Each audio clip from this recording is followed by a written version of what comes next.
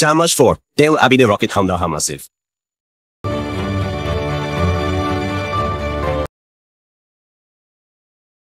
প্রায় 4 মাস পর ইসরায়েলের বাণিজ্য কেন্দ্র তেল আবিবে রকেট হামলা চালিয়েছে ফিলিস্তিনের গাজা উপত্যকার শাসকগোষ্ঠী হামাস। আজ রোববার ইসরায়েলি সামরিক বাহিনী এই তথ্য জানায়।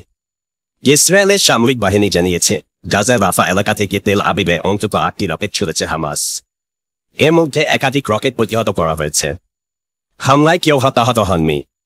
এদিকে হামাসের সামরিক শাখা কাসাম ব্রিগেডস টেলিগ্রামে দেওয়া এক পোস্টে জানিয়েছে, ইসরায়েলি গণহত্যা প্রতিবাদে তেল আবিব নিশানা করে বেশ কিছু সংখ্যক রকেট ছুড়েছেন তাদের যোদ্ধারা।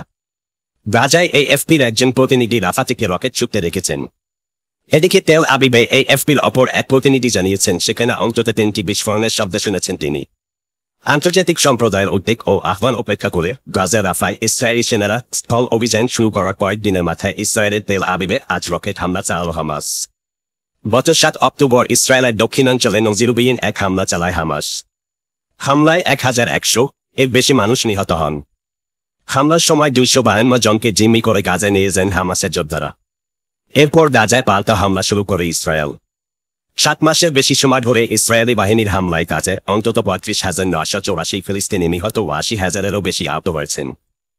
হামলার সময় 252 জনকে জিম্মি করে গাজায় নিয়ে যান হামাসের যোদ্ধারা। এরপর গাজায় পাল্টা হামলা শুরু করে ইসরায়েল। 7 মাসের বেশি সময় ধরে ইসরায়েলি বাহিনীর হামলায় গাজায় অন্তত 35,984 ফিলিস্তিনি নিহত ও 80,000-এরও বেশি আহত হয়েছেন।